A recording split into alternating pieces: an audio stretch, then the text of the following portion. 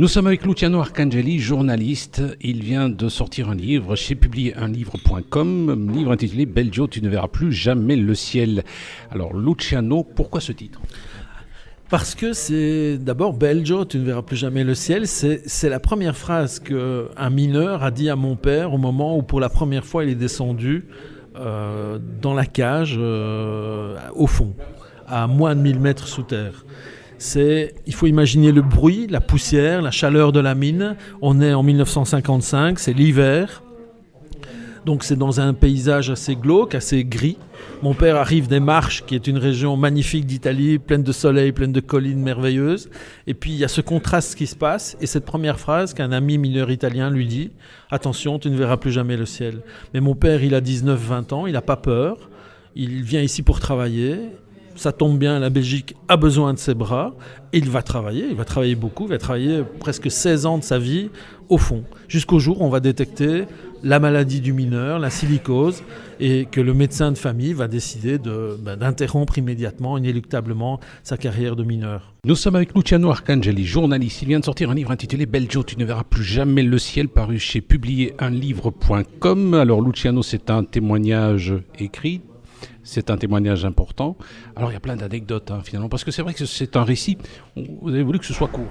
J'ai voulu que ce soit court, j'ai voulu que ça se lise rapidement, parce que pour moi, le lecteur... vous savez, quand on écrit un livre, c'est en tout cas comme ça que moi j'ai fonctionné, j'imaginais le lecteur. Et pour moi, le lecteur, il a tous les âges. Ça peut être un gamin de 10-12 ans, ça peut être une personne qui a vécu tout cela et qui a aujourd'hui plus de 70 ans. Donc, quelque part, je me suis dit que c'est un livre où il faut pas prendre trop le temps de décrire des situations. Mon job, c'est un job de journaliste. J'ai un regard de journaliste. Donc, je fais des phrases courtes. Je dis les choses telles qu'elles sont, telles que je les ai vérifiées, telles que je les vois. Ça doit être rapide.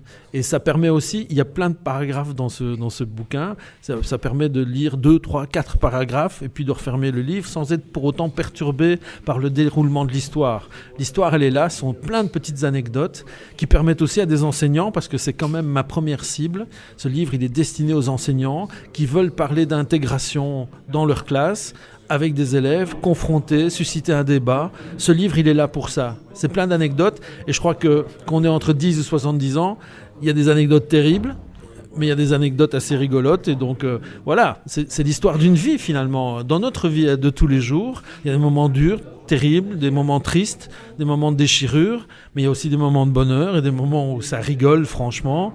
Dans mon livre, il y avait ça, parce que ça a été ça, la vie de mon père.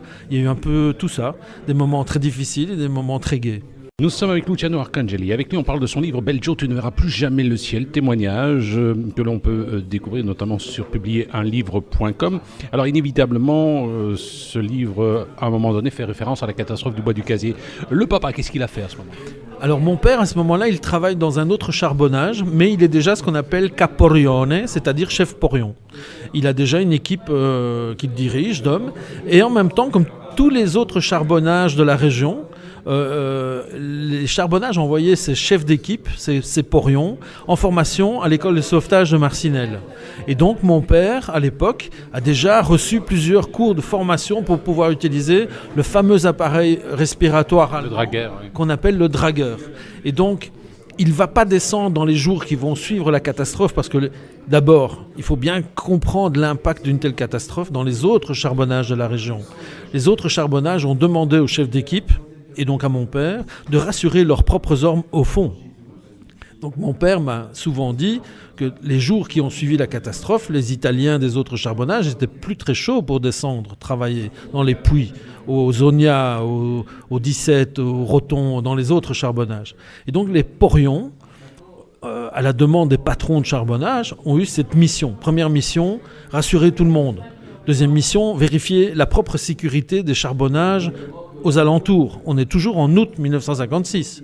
Donc 15 jours après les faits, tous ces hommes-là sont mis à contribution pour qu'une catastrophe n'arrive pas dans les autres charbonnages. Et croyez-moi, il y a peu d'écrits qui relatent ça, mais ça s'est bien passé, et mon père me le raconte. Il me dit, moi, la première chose qu'on m'a demandé, c'est de contrôler avec mes hommes les galeries dans lesquelles je travaillais, pour que cet accident n'arrive pas.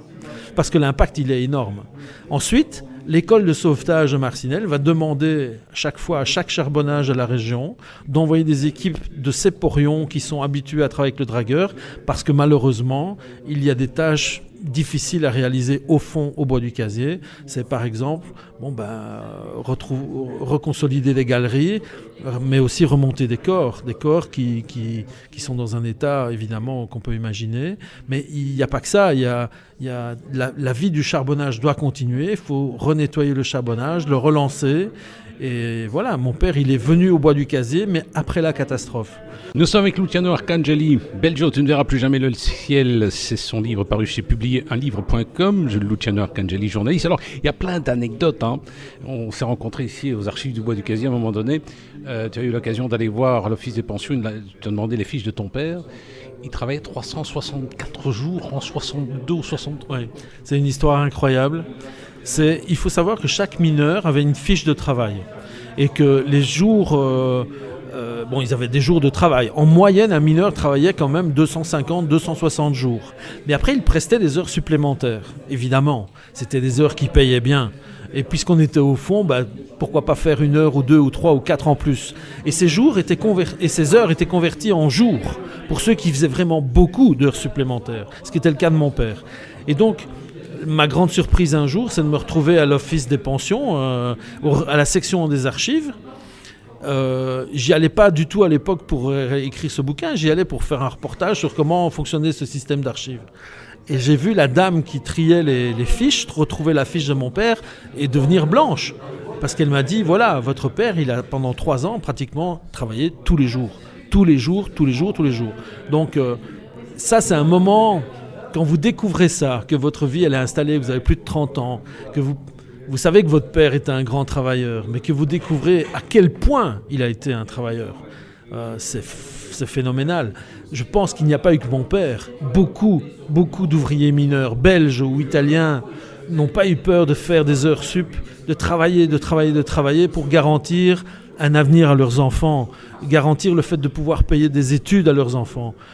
Il n'y avait pas que les Italiens, loin de là, qui ont travaillé plus de 300 jours à l'époque. Alors forcément, aujourd'hui, quand moi j'ai une vie de journaliste bien installée et que je me plains que « il pleut, il faut que j'aille travailler », ainsi de suite. Genre, faut travailler 2 minutes en plus. Voilà. Franchement, juste le simple souvenir de ce que j'ai vu ce jour-là sur la carte de mon père me dit « Allez, on oublie, on va bosser, et puis c'est bien comme ça ». Nous étions avec Luciano Arcangeli, journaliste pour la chaîne nationale. Il a sorti un livre, Belgio, tu ne verras plus jamais le ciel, chez publier-un-livre.com. Alors finalement, ce livre, c'est pour montrer qu'il y a moyen de s'intégrer. Oui, c'est ça, il y a moyen de s'intégrer. Et heureusement, je pense que moi qui vis dans la région de Charleroi, je le constate tous les jours, beaucoup, des dizaines d'Italiens, des centaines d'Italiens, des milliers d'Italiens se sont intégrés et parfaitement intégrés. Donc je lance le message directement à ceux et celles qui, pour des raisons X ou Y, refusent de s'intégrer.